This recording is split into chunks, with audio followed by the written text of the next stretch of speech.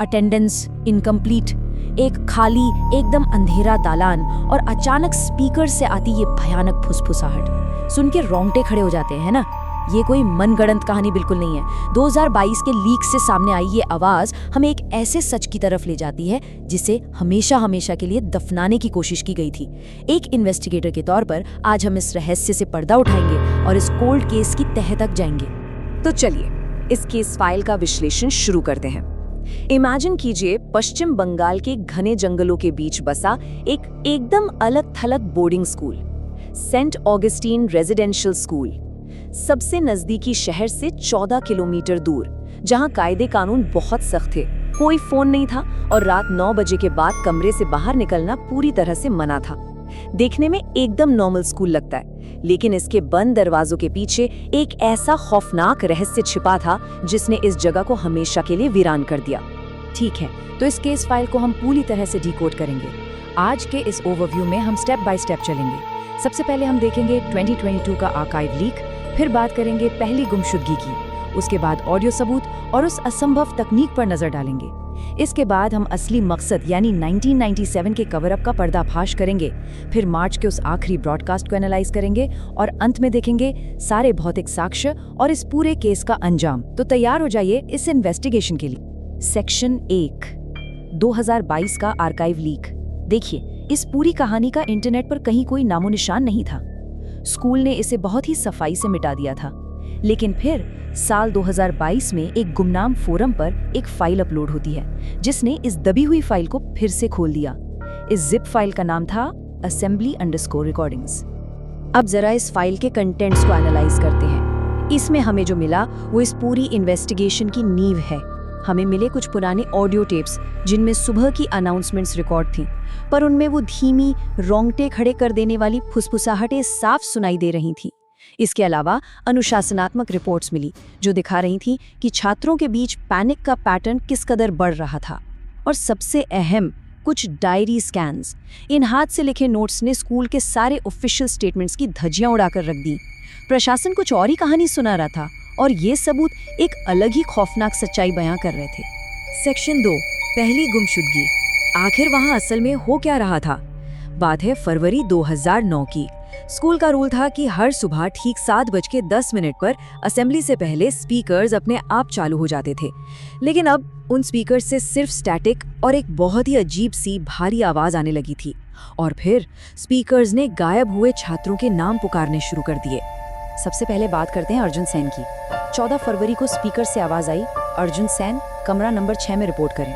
Official report में school ने सीधा सीधा लिख दिया कि लड़का 3 महीने पहले भाग गया और केस बंद कर दिया। बहुत आसान था उनके लिए, है ना? लेकिन छात्रों की हकीकत एकदम अलग थी। अर्जुन असल में लापता हुआ था और उसका सबसे बड़ा सबूत तब मिला जब उसी दिन हॉस्टल के बेसमेंट स्टोरेज एरिया में अर्जुन सेन के नाम का एक पुराना बैज पड़ा हुआ मिला। अब आप ही सोचिए, अगर वो सच में भाग गया था तो उसका बैज उस बेसमेंट में क्या कर रहा था? और इसके ठीक 3 दिन बाद 17 फरवरी को स्पीकर्स ने रितिका दास का नाम पुकारा। उस वक्त रितिका हॉस्टल में ही मौजूद थी, लेकिन उसी रात रितिका अपने कमरे से गायब हो गई। यहाँ आकर पुलिस की थियरी पूरी तरह फेल हो जाती है। रितिका का कमरा अंदर से बंद था, खिड़कियां पूरी तरह सील थी, जबरदस्ती घुसने या निकलने का कोई निशान नहीं था। वो कमरा लिटरली एक लॉक्ड बॉक्स था। वहां से कोई इंसान बाहर कैसे जा सकता है? उस खाली बंद कमरे में पुलिस को सिर्फ एक ही सुराग मिला। रितिका ने अपनी डेस्क पर एक लाइन खुरच कर लिखी थी, मैंने वो घोषणा होने से पहले ही सुन ली थी। एक इन्वेस्टिगेटर के नजरिए से देखें तो ये एक बहुत ही इंपॉर्टेंट सर्वाइवर टेस्टिमनी है। ये दिखाता है कि डर का लेवल क्या था। छात्रों को पता चल चुका था कि जिसका भी नाम पुकारा जाएगा उसका बचना नामुमकिन है।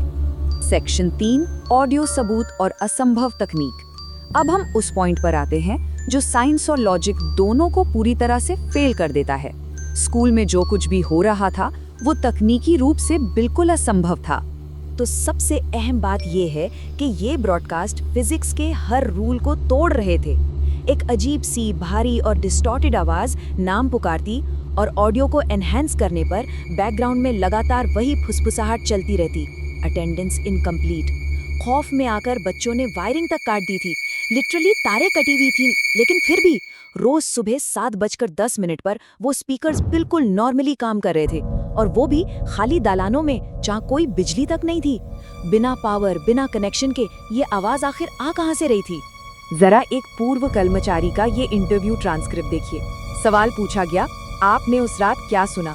जवाब था, मैंने खाली दालान में वो घोषणा सुनी, वो भी बिना बिजली के। उस दहशत को इमेजिन कीजिए। इस बयान के अगले ही दिन उस टीचर ने चुपचाप इस्तीफा दे दिया और इस घटना के बारे में दोबारा कभी पब्लिक में एक लफ्ज नहीं कहा। सेक्शन 4, असली मकसद 1997 का कवर अप। देखिए, हर क्राइम के पीछे कोई ना कोई मोटिव जरूर होता है। ये आवाजें, ये गुमशुदगियां, ये सब बेवजह नहीं हो रही थीं। जब हमने स्कूल के पुराने आर्काइव्स को खंगाला तो एक ऐसा भयानक सच सामने आया जिसे प्रशासन ने राख के नीचे दबा दिया था। बात 1997 की है, जब नाइट स्टडी हॉल में एक घटना हुई थी। ऑफिशियल रिकॉर्ड्स उठाकर देखें तो बस एक लाइन मिलती है कि एक छोटा इलेक्ट्रिकल एक्सीडेंट हुआ था, लेकिन जो अनौपचारिक रिपोर्ट्स हमारे हाथ लगी वो एक बहुत ही खौफनाक सच बयां कर रही थी। असल में वहां एक भीषण आग लगी थी जिसमें 6 छात्र लापता हो गए थे। उनके शव कभी रिकवर नहीं हुए, और सबसे शर्मनाक बात, स्कूल ने उसी राख के ऊपर बिल्डिंग दोबारा खड़ी कर दी, वही पुराना स्पीकर सिस्टम लगा दिया, और उन 6 बच्चों का नाम मेमोरियल लिस्ट से ही गायब कर दिया गया हो, जैसे उनका वजूद ही मिटा दिया गया हो। और ये टाइमलाइन इस बात को बहुत ही बेहतरीन तरीके से समझाती है कि कैसे 1997 का कवर अप 2009 की घटनाओं से सीधा सीधा जुड़ा हुआ था।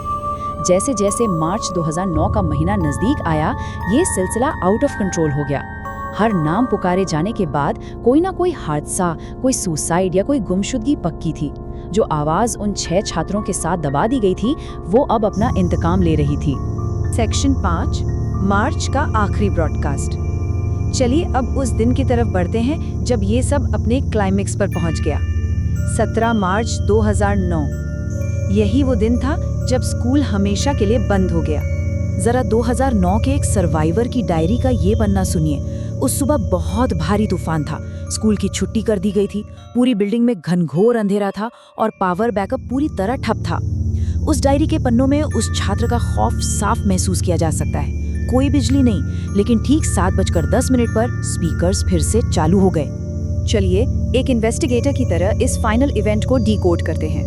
स्टेप 1, सुबह 7:10, कोई पावर नहीं, कोई बैकअप नहीं, फिर भी स्पीकर्स ऑन हो जाते हैं। स्टेप 2, वो आवाज बहुत ही साफ शब्दों में 1997 की आग में मारे गए उन 16 अभागे छात्रों के नाम पुकारती है। स्टेप 3, अचानक एक जोरदार धमाके के साथ स्पीकर सिस्टम फटता है और सारे सीसीटीवी कैमरे ठीक 4 मिनट के लिए ब्लैकआउट हो जाते हैं।